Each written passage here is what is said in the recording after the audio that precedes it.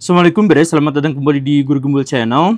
Sejak kanal ini dibuat, saya sudah menyuarakan bahwa kondisi kaum muslimin sekarang itu tidak baik-baik saja. Kondisi kaum muslimin sekarang itu harus dirombak total. Karena sekarang kaum muslimin kehilangan izahnya, bahwa sekarang kaum muslimin begitu ketergantungan pada produk-produk dan hasil kebudayaan bangsa yang lain, bahwa sekarang kaum muslimin tidak memberikan kontribusi apapun terhadap peradaban yang ada, bahwa sekarang kaum muslimin tertinggal dalam kemanusiaan, dalam teknologi, dalam membangun peradaban dan sebagainya. Kita harus akui itu. Untuk apa? Agar kita paham apa yang harus kita perbaiki.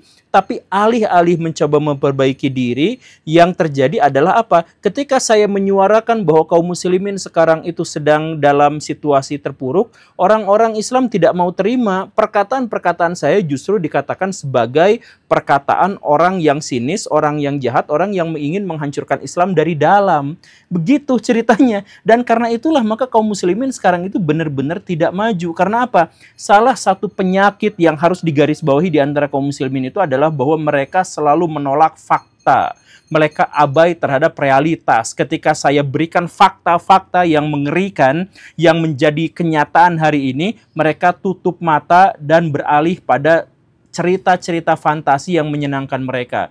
Kadang-kadang kalau misalkan diceritakan bahwa peradaban kita tertinggal, mereka akan mengatakan, kata siapa? 800 tahun yang lalu kaum muslimin begini, 1000 tahun yang lalu kaum muslimin begitu. Jadi mereka itu saking terpuruknya, mereka justru mencari pembelaan dari orang-orang yang sudah mati 800 tahun yang lalu.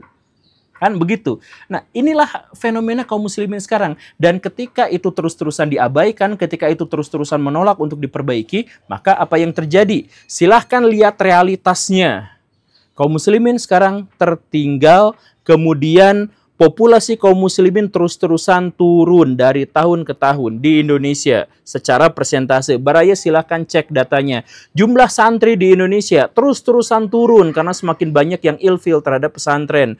Kemudian ustadz-ustadz dan ulama semakin banyak hatersnya di Indonesia dan semakin sedikit pendukungnya. Baraya cek lihat yang Jumatan pada tidur orang-orangnya. Baraya cek perempuan-perempuan kaum muslimin di tempat-tempat terbuka, di tempat umum, mereka lebih berani untuk menampilkan pakaiannya yang lebih terbuka. Baraya cek ada rumah-rumah yang dekat masjid, banyak yang dijualin tapi nggak laku-laku karena nggak banyak orang yang mau tinggal di dekat masjid.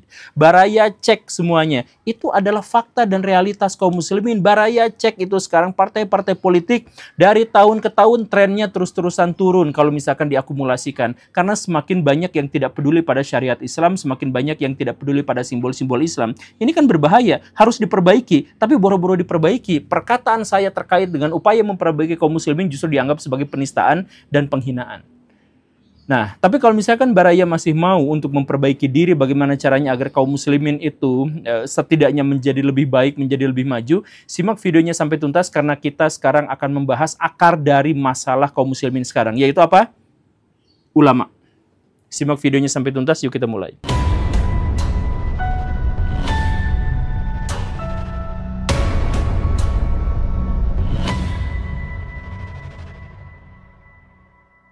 Ada 7 penyakit ulama di Indonesia, bahkan di seluruh dunia, yang sampai sekarang itu justru membuat orang-orang muslim ilfil dengan agamanya sendiri.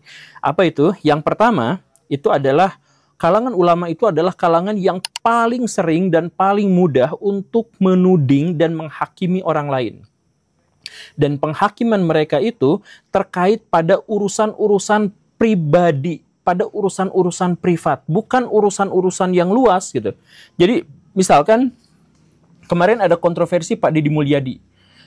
Kontroversi Pak Deddy Mulyadi itu kan seharusnya terkait dengan kebijakannya, keputusan-keputusan publik dan sebagainya. Tapi kalau misalkan ada ulama macam Pak Habib Rizik atau Pak Alfian Tanjung yang semacam itu, kritik mereka itu tidak diarahkan pada hal-hal yang besar, tapi dikritik pada pribadinya. Dia musyrik atau enggak? Dia menjalankan ajaran agama Sunda Wiwitan atau tidak, itu yang menjadi fokus pikiran mereka itu gitu.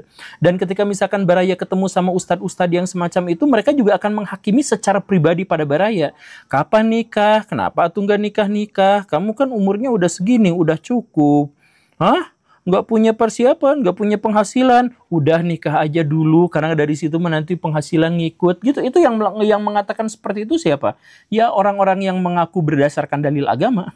Jadi baraya dihakimi. Kemudian apalagi misalkan baraya yang kerja di bank itu dihakimi. Aduh, subhanallah, Anda itu bagaimana ceritanya ya? Anda menghidupi diri dan keluarga sendiri dengan uang haram. Emang kok tega sih kayak gitu? Jadi dihakimi juga. Kerjaan baraya itu dihakimi. Pokoknya mah yang apa-apa yang berurusan dengan pribadi baraya itu dihakimi.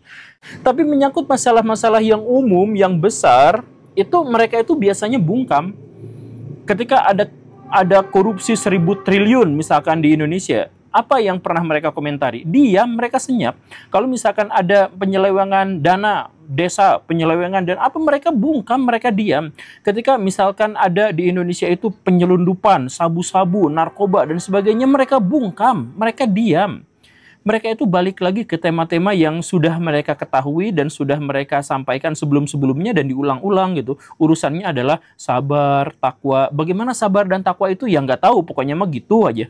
Nanti itu digunakan untuk menghakimi. Jangankan menghakimi orang-orang yang awam seperti kita. Sesama ulama tuh saling menghakimi satu sama lain. Itu sesat, hati-hati, jangan ke situ. Baraya pasti sering banget, template banget ngedengar kalau Ustadz ngomong tuh hati-hati. Hati-hati jangan ke situ, hati-hati jangan ke situ. Gitu aja terus-terusan. Ke siapa? Jangan ke pengajian ulama itu, jangan pengajian ulama itu, jangan ke sana, terus aja seperti itu. Mereka tuh mudah menghakimi, bahkan menganggap sesat, menganggap kafir orang lain, menganggap bahwa orang lain itu berbahaya dan sebagainya, dan harus diperangi dan seterusnya dan seterusnya.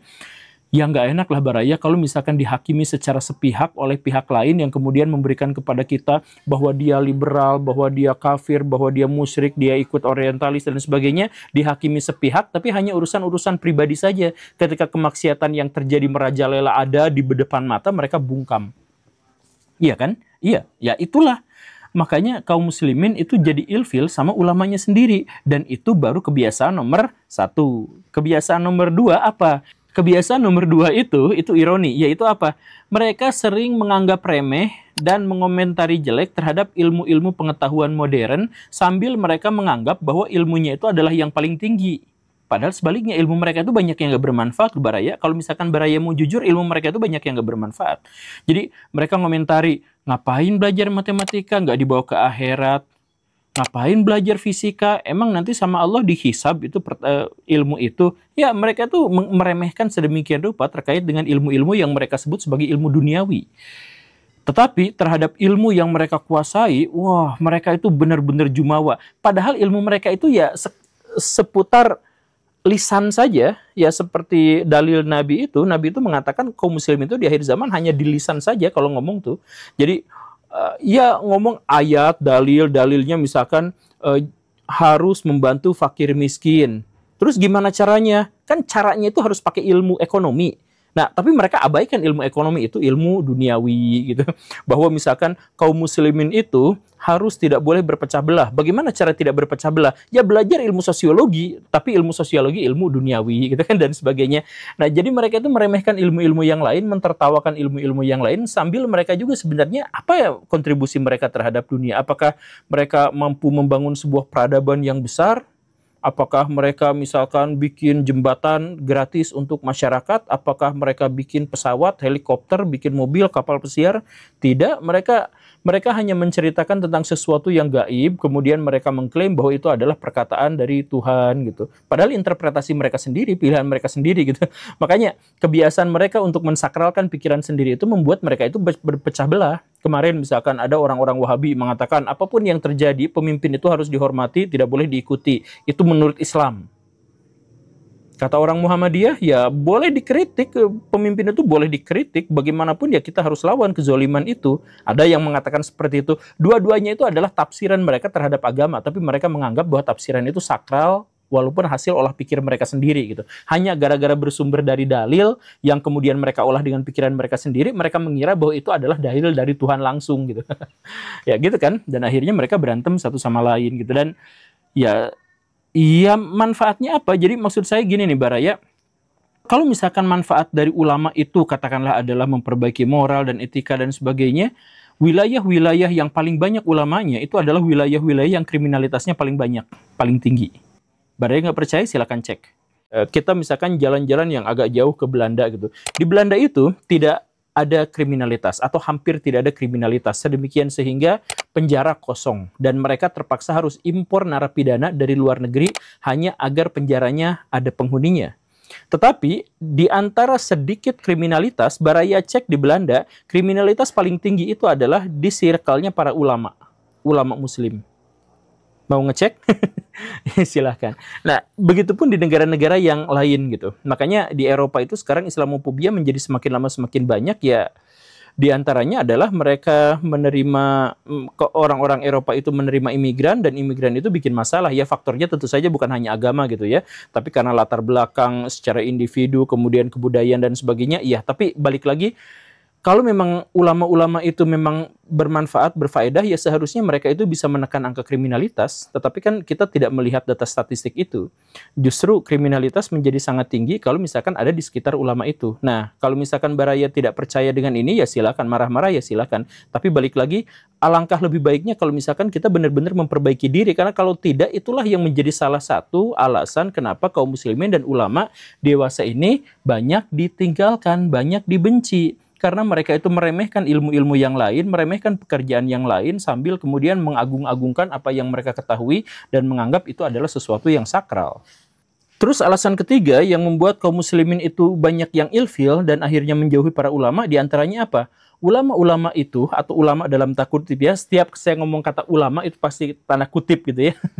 Ulama-ulama yang dimaksud itu adalah ulama-ulama yang tukang morotin jamaah, tapi gak pernah ngasih sesuatu gitu. Jadi ketika mereka misalkan menghakimi pegawai bank itu haram, ini itu haram, ini itu haram. Apa solusinya? Ya enggak, cuma nasihat aja, udah titik sampai di situ. Gitu. Apakah mereka memberikan kontribusi, misalkan minjemin duit juga enggak. Dan kalau misalkan Baraya ngecek, lihat YouTube sekarang. YouTube Short misalkan. Iklan paling banyak di situ itu adalah iklan pesantren atau ustadz atau ulama minta bantuan untuk bikin pesantren, untuk santri-santrinya, untuk bangunan begini dan begitu dan sebagainya. Bahkan banyak itu ulama-ulama yang sangat besar, yang sangat tenar, yang pengikutnya banyak di Indonesia, masang iklan YouTube hanya untuk ngemis minta derma gitu. Ya kenapa? Ya karena mereka nggak menguasai ilmu ekonomi yang mereka anggap itu sebagai ilmu yang sepele. Tapi giliran yang seperti ini mereka akhirnya kocar-kacir, akhirnya minta-minta. Kalau misalkan Baraya lihat di jalan-jalan masih banyak yang mengatasnamakan Islam, mengatasnamakan pesantren, tapi minta-minta duit kemana-mana. Kan seperti itu. Nah itu tuh sesuatu yang harus diperbaiki. Tetapi alih-alih memperbaiki diri, kalau misalkan saya ngomong fakta seperti ini, mereka malah marah-marah. Ya kan? Ya, kayak gitulah. Balik lagi Baraya. Ulama-ulama yang dimaksud itu memang suka morotin, apalagi yang levelnya Habib-Habib itu di pengajiannya itu dia minta. Bos baju, bos baju mesti dapat bos baju itu. Ini orang-orang yang punya berkah mesti dikasih tahu. Ente mau kasih berapa? 50 juta, 25 juta. 25 Bib. Selaman. Fatihah. Mudah-mudahan bajunya laku deh. Berdiri. Tuh lihat. Siapkah Anda membeli baju yang bernama baju Superman? Pokoknya nanti hubungin Ustadz Jenab. Ustadz Afwan, syukron. Nah, alhamdulillah 200 juta. Dan mereka itu ya, kalau misalkan bikin pengajian, mereka minta sumbangan. Kalau mereka mau bikin pesantren, mereka minta sumbangan. Kalau mereka mau bangun masjid, mereka minta sumbangan. Minta aja terus, minta sumbangan. Adakah di antara mereka tuh yang memberi gitu? Saya ingat bahwa ulama-ulama zaman dulu, katakanlah misalkan Imam Abu Hanifah itu kaya raya luar biasa. Ketika dia punya kecukupan uang, ya semua muridnya digratiskan, bahkan semua muridnya itu dikasih beasiswa sama dia. Dia ngasih, nggak minta, dia ngasih. Begitupun dengan Ahmad bin Hambal. Ahmad bin Hambal itu sebaliknya, dia gak punya duit, dia miskin harta. Saking miskinnya kerjaannya itu adalah kuli bangunan. Level ulama tapi mau kerja jadi kuli bangunan. Saking tidak mau minta sedekahnya. Sedangkan ulama-ulama zaman sekarang dikit-dikit minta. Kalau bikin pesantren, bikin yayasan pendidikan, mobilnya mewah, gagah, apa hasil minta sedekah dari orang lain. Minta. Itu yang ngomong kayak gitu tuh mengatasnamakan ulama. Dan itu bahkan di-share di mana-mana. Jadi mempermalukan kaum muslimin di depan orang-orang non-muslim itu mereka tuh bangga biasa aja. Gitu. Itu yang membuat orang-orang Islam itu jadi banyak yang ilfil sama para ulamanya sendiri. Kemudian yang nomor 4 itu adalah Mereka tuh suka bikin double standard gitu.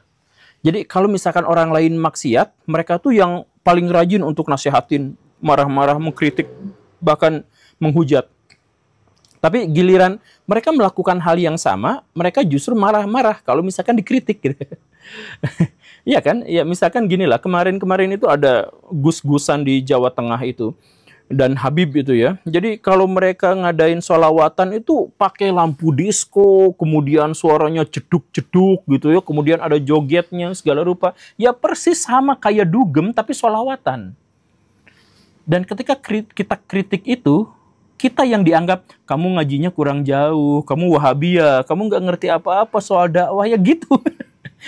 Jadi ketika mereka misalkan melakukan kemaksiatan, melakukan hal yang aneh-aneh, mereka justru malah menuding orang lain itulah yang salah. Ketika mereka misalkan melakukan pencabulan, kan banyak pesantren-pesantren yang cabul, pesantren-pesantren yang banyak kemaksiatan di sana.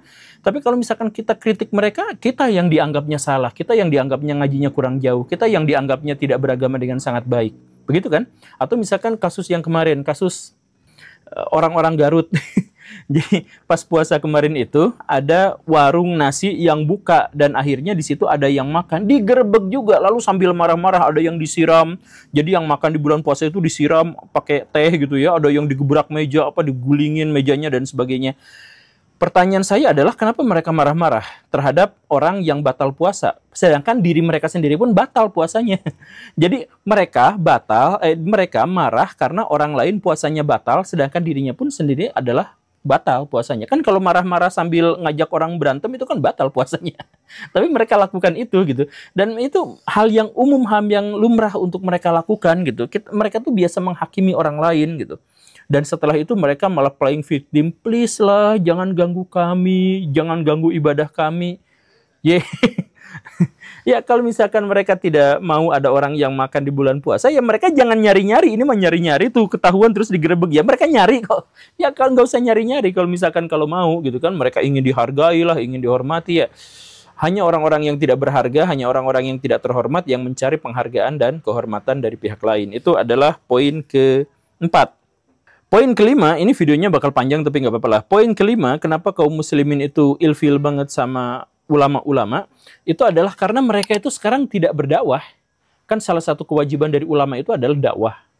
Dakwah itu artinya apa? Menyeru kepada kebaikan. Nah, mereka tuh nggak mau menyeru kepada kebaikan. Mereka itu nggak mau apruk-aprukan, asruk-asrukan, masuk ke hutan belantara, nyari penduduk pedalaman, kemudian mengajarkan kepada mereka soal kebaikan, soal cinta kasih. Mereka nggak mau ngajarin itu. Mereka nggak mau datang, kemudian bawa bekal sendiri, duit sendiri untuk ke satu tempat, kemudian mengajarkan kebaikan. Itu enggak. Yang mereka lakukan adalah mendaftar, menjadwal kapan saya diundang dan di mana saya diundang, kemudian dicocokkan dengan tarifnya. Jadi ulama-ulama yang macam itu kita hanya bisa melihat dakwah mereka itu di masjid, di tempat di mana mereka diundang. Coba Baraya tandain silahkan. Ulama-ulama yang kita kenal sekarang kebanyakan itu adalah ulama-ulama yang kita dengar ceramahnya itu di tempat pengajian, di masjid. Ada nggak di antara mereka yang benar-benar menyeru masuk ke lingkungan orang-orang yang memang seharusnya, ke lingkungan yang membutuhkan? Ya tidak. Jadi mereka tuh bukan menyeru, mereka tuh diseru. Diseru, Pak, ini tarifnya segini, boleh nggak? Oke, saya nanti datang tanggal sekian, kan gitu. Nah, itulah masalahnya Baraya. Jadi ya balik lagi ya, bisnis lagi, duit lagi. Kemudian keenam, penyakit dari ulama-ulama itu adalah mereka tuh mengajarkan intoleransi. Jadi kalau misalkan ngelihat orang dengan tradisi yang lain, itu mereka tuh marah-marah, mereka tuh akan menghakimi. Kalau misalkan ngikut ini, wah ini musyrik, ini salah, ini kafir. Bukan hanya terhadap orang-orang yang berbeda, terhadap orang yang KTP-nya muslim, terhadap ulama yang lain juga mereka tuh benar-benar intoleran. Jadi mereka tuh tidak kuat terhadap apa yang menjadi perbedaan di Indonesia gitu. Jadi kalau misalkan ada di antara kaum muslimin itu yang satu berpandangan A, yang satu berpandangan B, udah pasti itu mah sesat-sesatan, tuding-tudingan gitu sama lain gitu. Ya kan begitu. Jadi mereka tuh benar-benar intoleran. Tapi kan yang intoleran cuma Wahabi. Enggak, Baraya, yang NU juga banyak. Banyak di antara orang-orang NU kayak sekarang misalkan Habib Rizik berantem ngajak perang sama Gus Pleret atau siapa gitu yang kayak gitu. Itu jadi mereka itu bisa koar-koar ketika misalkan korupsi terjadi mereka bungkam, ketika ada pagar laut mereka bungkam dan sebagainya mereka senyap. Tapi kalau misalkan golongan mereka sendiri yang dituding, yang difitnah, yang dijelekin, wah mereka asobiahnya luar biasa, habis-habisan. Ya itulah yang terjadi. Jadi mereka tuh intoleran terhadap perbedaan tuh, gak mau mereka nerima tuh gitu. Ya padahal kalau misalkan kita membiarkan orang lain melakukan apa yang dia mau, ya nggak apa-apa, kenapa juga gitu kan. Lihat sekarang, orang-orang Kristen mau bangun gereja, gak boleh. Ya udah, kalau nggak boleh bangun gereja, ya kami tetap harus melaksanakan ibadah di rumah si Anu gitu. Digerebek juga katanya. Kenapa ini ibadahnya di rumah ini, kan harusnya diperuntukkan. Ya maunya gimana, mau bangun gereja nggak boleh, kemudian di rumah juga akhirnya juga nggak boleh juga. Terus maunya apa gitu. Tapi itulah yang terjadi di antara kaum muslimin. Nah, itu sebenarnya adalah alasan kenapa kaum muslimin itu akhirnya ilfil sama ulama-ulamanya. Karena gampang sekali mereka itu menggerebek dan menganggap yang lain itu salah, sesat, kafir, dan lain sebagainya gitu. Dan kemudian alasan yang ketujuh, kenapa kaum muslimin itu ilfil kepada ulama-ulamanya, mereka itu mengajarkan agar kita tuh tetap bodoh gitu. Jadi kalau misalkan ikut santri itu, mereka tuh diajarkan supaya tunduk patuh, dengar diam dari ustadznya ngomong. Kalau ustadznya tidak boleh dikritik, kalau mengkritik harus dengan sopan santun luar biasa dan sebagainya.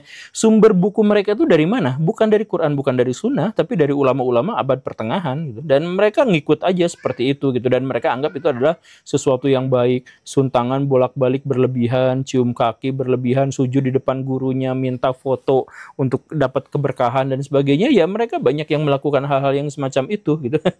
Nah, itu dipelihara, kebodohan itu dipelihara, karena kalau misalkan bodoh ya mereka bisa tetap dibohongin terus-terusan. Kayak sekarang misalkan ada travel umroh gitu. Banyak di antara ulama-ulama itu yang karena bisnis umroh, jadi mereka sampai mengeluarkan fatwa. Udah, daripada nungguan haji lama, mendingan umroh aja dulu, mendingan umroh aja dulu. Banyak yang ngomong gitu, sebenarnya itu kan bisnis aja karena mereka punya travel umroh gitu. Ya kan sebenarnya dalam Islam itu yang wajib itu justru adalah hajinya. Baru nanti belakangan umrohnya sebagai sesuatu yang sunnah. Tapi dalam pikiran mereka itu dibalik. Nanti alasannya karena nanti ininya lama, alasannya apa, tapi nanti ikut umroh ya sama saya gitu. Dan sebagainya gitu. Jadi masyarakat itu dibiarkan bodoh agar mereka misalkan gampang dikibulin soal sendal Nabi, ini sendal Nabi, ini air liur Nabi. Sampai orang-orang bodoh itu nangis-nangis kayak gitu. Ya orang-orang bodoh itu tetap beriman dan mereka menunjukkan keimanan yang kuat, tetapi alih-alih itu dimanfaatkan untuk sesuatu yang konstruktif, ulama-ulama itu justru malah memanfaatkan untuk mendapatkan cuan yang lebih besar. Baraya mau menyangkal fakta-fakta ini dan kemudian terus-terusan membuat kaum muslimin itu digerus oleh zaman, atau Baraya mulai berintrospeksi diri, memperbaiki diri, kemudian mengubah ini menjadi lebih baik? Terima kasih karena sudah menyimak. Saya Guru Gembul. Assalamualaikum warahmatullahi wabarakatuh.